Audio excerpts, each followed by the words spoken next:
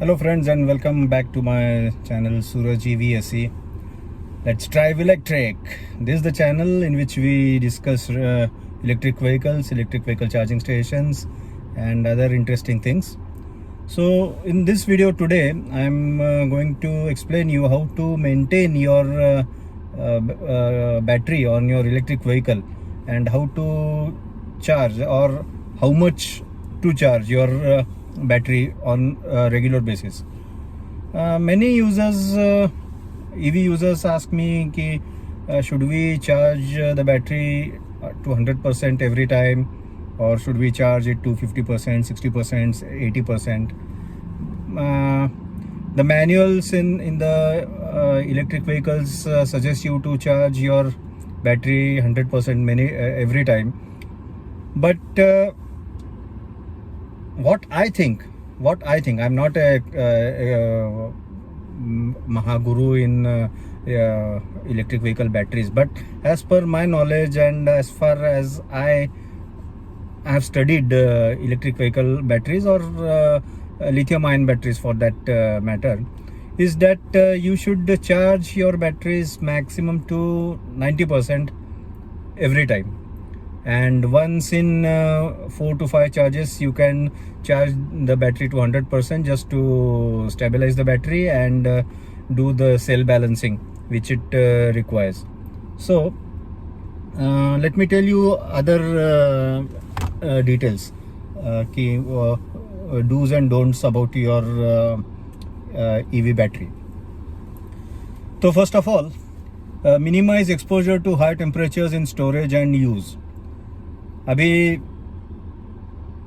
this point I don't know how much it is practical whenever you drive, because in India we have relatively high temperatures all year round, and summers are usually very high in southern parts of India, and even in northern parts of India.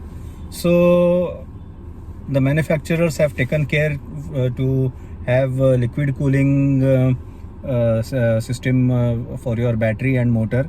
But whenever you have to park your vehicle, try and have a shaded area for your parking, so as to keep the battery temperature as low as possible when the vehicle is parked, because not many vehicles in India, electric vehicles in India, have their battery cooling system running on when the vehicle is switched off or in a stationary condition.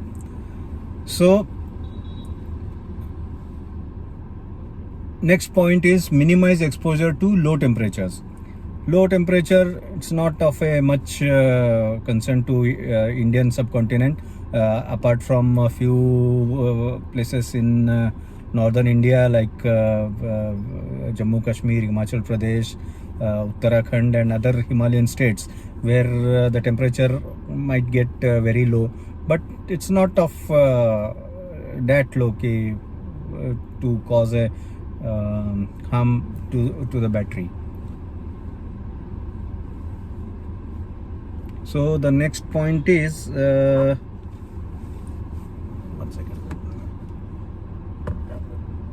minimize the time spent at 100% state of charge. See, this is the point which I am referring to. As for your regular use, please don't charge the battery to 100% every time. This is my advice. The vehicle manufacturer in their manual do recommend to charge the battery to 100%, but let me tell you what happens. Suppose you put on your vehicle to charge at say 50% or 60% of SOC the previous evening when you come back from your office, or when you come back from your whatever work you had been to, and suppose you start your charging at say maybe 7:30 or 8 p.m. in the evening. So 50% of the battery will charge maybe within 3 to 4 hours. So by 12 in the night, the battery on the vehicle is full, 100% charged. The charger will shut off the charging, but the vehicle battery will remain at 100% up to 9 a.m. in the evening. That's the regular time when we get out of our home for our business or whatever reason we are there, we start using our vehicle at that time. So in this condition, what happens is, let me tell you, try to resist the urge to plug in all night, every night. If your daily travel consumes 30% of the battery, using a middle 30%, like 70 to 40%, is better for the battery than always using the top 30%. Smart chargers will eventually integrate your calendar to anticipate daily driving needs and tailor charging to suit. So our EO charging company has a smart domestic charger with which you can have different types of settings in that charger, which you can control it from your mobile phone. So you can always have the SOC of your vehicle at your desired percentage. So the next point is minimize the time spent at 0% state of charge. Similarly, as 100% SOC is harmful, same way the 0% is also harmful. So if by chance you run your battery to 0%, so make sure that you charge your battery as soon as possible, even with a slow charger if possible. Keep it at 4 to 5%, then take it to a fast charger if the fast charger is not available readily, and you can maintain your battery in a proper way. Avoid using fast charging. It's a very important thing.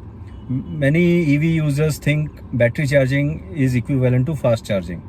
So whenever a topic comes ki how practical EVs are, so how convenient they are for daily use commute, many people the first reaction of these people are that there are no fast chargers, so how can we use an electric vehicle?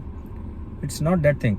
If you have a planned routine of if you have a planned daily routine, you can maintain your vehicle only on AC charging or the charger which is supplied by your vehicle manufacturer, be it a level 1 or level 2, depending upon the size of your battery.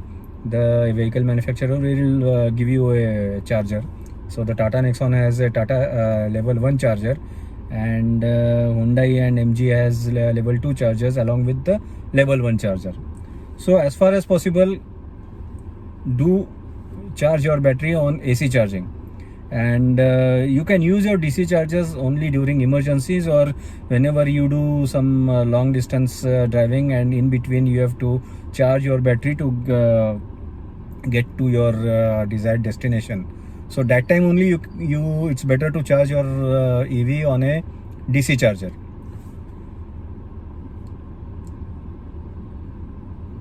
I've just noted a few points on my tab, so that I'm reading these points for better understanding, So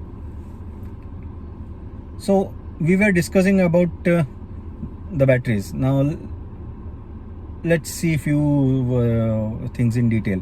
High temperature. As I was telling you regarding high temperature, what the high temperature will do.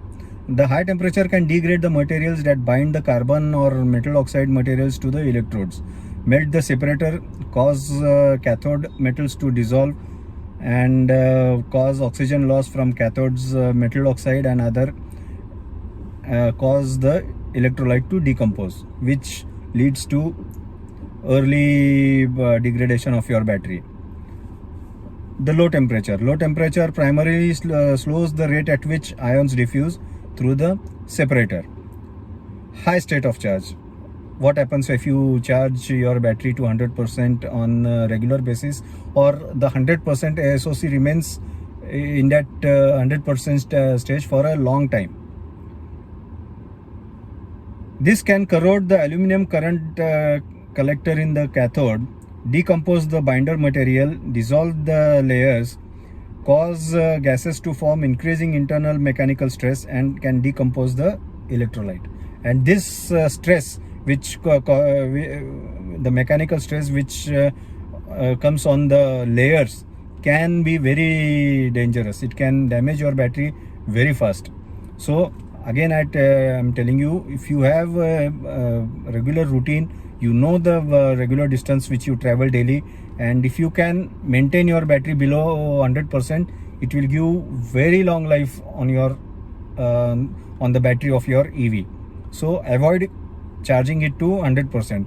Keep playing between 20% to 80, 85 or 90% maximum, and don't go beyond 90% for your regular use.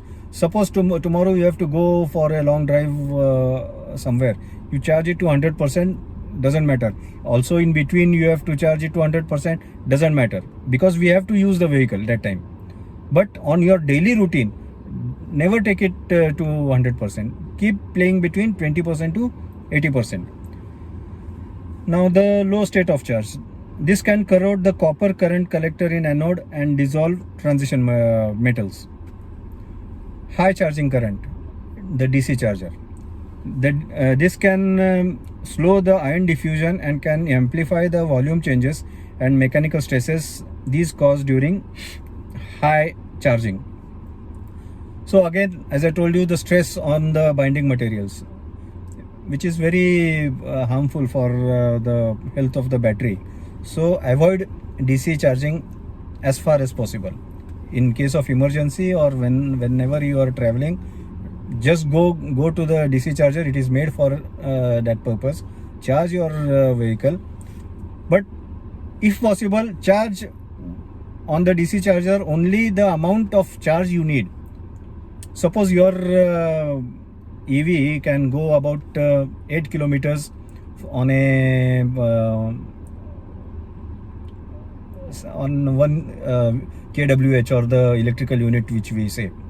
So, and you have to go about 50 kilometers, and your SOC, the current SOC is not able to take you to 50 kilometers.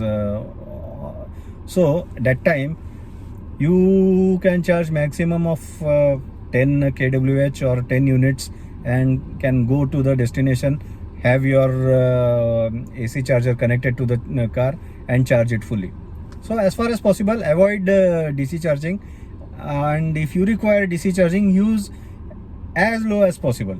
Don't take it to 100% on DC charging. Again, this is my what you say, reading of the battery.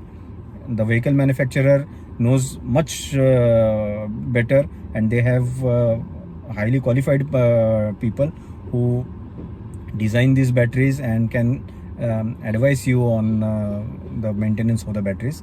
But again, this is your vehicle, this is my vehicle, and that's how I am maintaining this car which I drive, that is the Tata Nexon EV. And lastly, high discharging current.